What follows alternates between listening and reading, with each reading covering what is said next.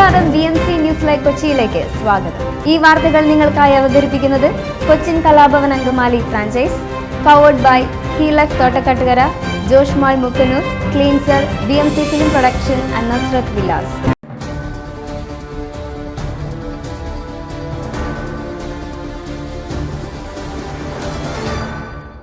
സമയപരിധി കഴിഞ്ഞിട്ടും നീണ്ട ക്യൂവിൽ വോട്ടെടുപ്പ് പൂർത്തിയായ നാദാപുരത്ത് ഓപ്പൺ വോട്ടിനെ ചൊല്ലി വിവിധയിടങ്ങളിൽ തർക്കം.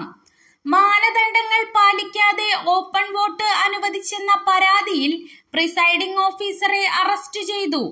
കല്ലാച്ചി MLP സ്കൂളിലെ 162 ബൂത്ത് പ്രിസൈഡിംഗ് ഓഫീസർ പേരാമ്പ്ര സ്വദേശി ഷിനോദിനെയാണ് അറസ്റ്റ് ചെയ്തത്.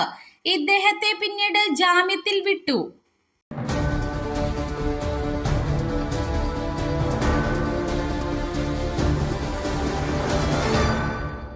സംസ്ഥാനത്ത് സ്വതന്ത്രവും നീതിയുക്തവുമായ തെരഞ്ഞെടുപ്പ് നടന്നില്ലെന്ന് പ്രതിപക്ഷ നേതാവ് VD സതീശൻ.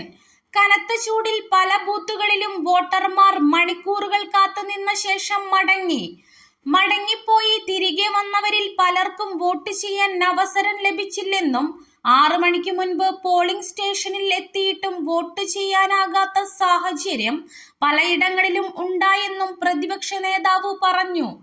സമീപകാലത്തെങ്ങും ഇത്രയും മോശപ്പെട്ട രീതിയിൽ തെരഞ്ഞെടുപ്പ് ക്രമീകരണങ്ങൾ ഉണ്ടായിട്ടില്ലെന്നും ഇതേക്കുറിച്ച് അന്വേഷണം വേണമെന്നും പ്രതിപക്ഷ നേതാവ് ആവശ്യപ്പെട്ടു.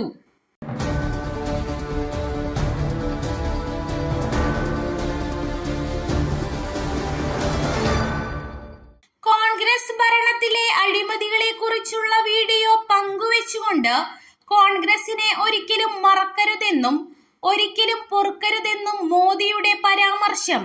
ദശകങ്ങളോളം രാജ്യത്തെ ജനങ്ങളുടെ പണം കോൺഗ്രസ് കൊള്ളയടിച്ചുവെന്നും രാജ്യസുരക്ഷ ദുർബലമാക്കിയെന്നും സംസ്കാരത്തെ കളിയാക്കിയെന്നും ഇത് ഇനിയില്ലെന്നും മോദി പറഞ്ഞു.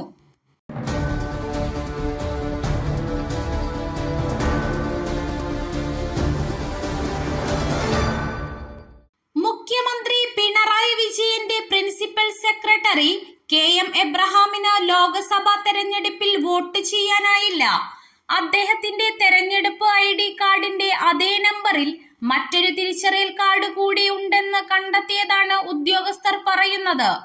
എബ്രഹാമിന്റെ പേരിലുള്ള തിരിച്ചറിയൽ കാർഡിന്റെ നമ്പർ മറ്റൊരു സ്ത്രീയുടെ പേരിലാണ് വോട്ടർ പട്ടികയിൽ ഉൾപ്പെട്ടത്. ജഗതി സ്കൂളിലായിരുന്നു എബ്രഹാമിന് വോട്ട്. അദ്ദേഹം കലക്ടർക്ക് പരാതി നൽകി. പരാതിയിൽ പരിശോധന ആരംഭിച്ചു.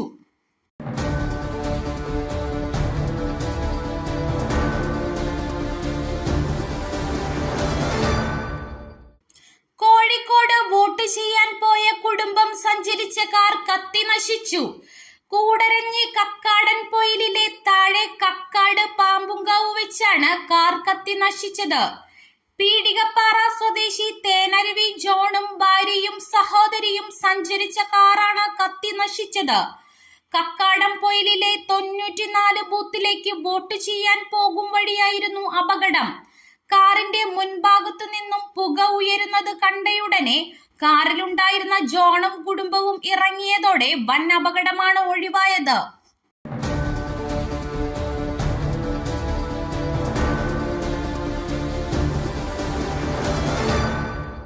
EP ജയരാജൻ പ്രകാശ് ജാവദേക്കർ കൂടിക്കാഴ്ച മുഖ്യമന്ത്രി പിണറായി വിജയന് വേണ്ടിയുള്ള ഡീലെന്ന് KC വേണുഗോപാൽ. BJP നേതാക്കൾ EP ജയരാജനെ കണ്ടത് ഡീലിന്റെ ഭാഗമാണ്. ജനങ്ങളെ പറ്റിക്കാനാണ് മുഖ്യമന്ത്രി ജാഗ്രത കുറവ് എന്ന് പറയുന്നതെന്നും അദ്ദേഹം പറഞ്ഞു. ജാവദേക്കർ EP ജയരാജനെ സന്ദർശിച്ചത് മുഖ്യമന്ത്രി ന്യായീകരിച്ചു. കേരളത്തിൽ CPM BJPക്ക് വേണ്ടി പണിയെടുക്കുന്നുണ്ട്. തിരഞ്ഞെടുപ്പിൽ അവരെ ജയിപ്പിക്കാനാണ് ധാരണ. ലക്ഷ്യം കോൺഗ്രസിനെ തകർക്കുക എന്നതാണ്, KC വേണുഗോപാൽ പറഞ്ഞു.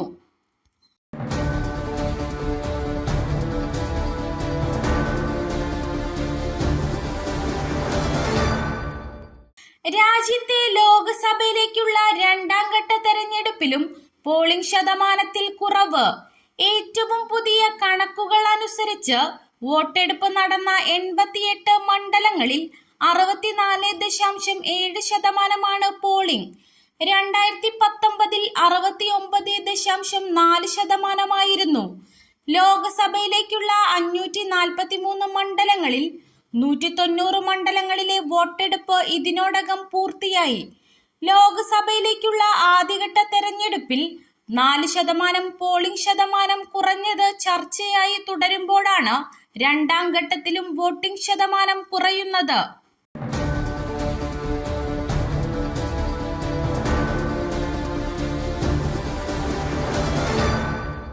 താമരശ്ശേരി കരിഞ്ചോലയിൽ കാണാതായ പെൺകുട്ടിയെയും സുഹൃത്തിനെയും തൂങ്ങി മരിച്ച നിലയിൽ കണ്ടെത്തി. Thamarassery vocational higher secondary school 10ാം class വിദ്യാർത്ഥിനി ദേവനന്ദയും ഏകരൂൽ സ്വദേശി വിഷ്ണുവുമാണ് മരിച്ചത്. ബാലുശ്ശേരി കാപ്പിക്കുന്നിലെ ആൾതാമസമില്ലാത്ത വീട്ടിലാണ് ഇരുവരെയും മരിച്ച നിലയിൽ കണ്ടെത്തിയത്. മൃതദേഹത്തിന് 5 ദിവസത്തിലധികം പഴക്കമുണ്ടെന്നാണ് നിഗമനം. 8 ദിവസം മുമ്പാണ് ഇരുവരെയും കാണാതായത്.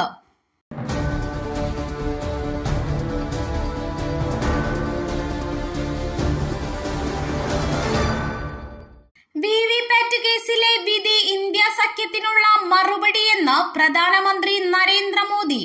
ഇന്ത്യ സഖ്യ നേതാക്കൾ EVM-നെ കുറിച്ച് സംശയമുണ്ടാക്കാൻ നോക്കുന്നുവെന്നും അവർക്കുള്ള തക്കതായ മറുപടിയാണ് സുപ്രീം കോടതി വിധിയെന്നും മോദി വ്യക്തമാക്കി.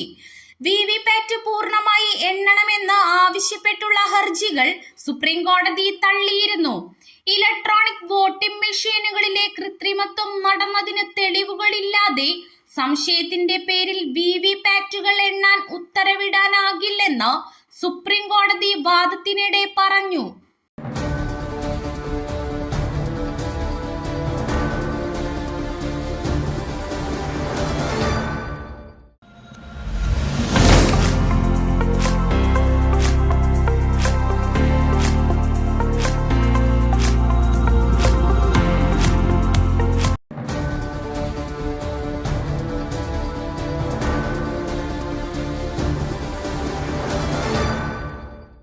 മറ്റൊരു വാർത്തയുമായി കണ്ടുമുട്ടുന്നതുവരെ നന്ദി.